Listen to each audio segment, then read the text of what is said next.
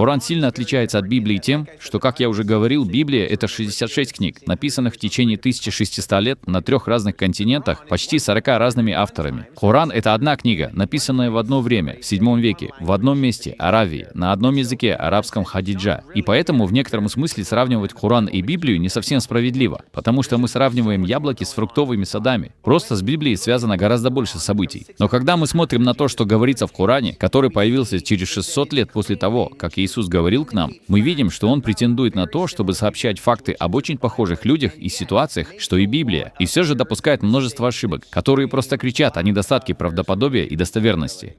И, наконец, в 4 главе, в стихе 157, отрицается одно из наиболее легко поддающихся проверке событий древней истории — распятие Иисуса Христа. И это проблема Корана, из-за которой многие мусульмане, которым я сочувствую, загнаны в угол и пытаются защитить его.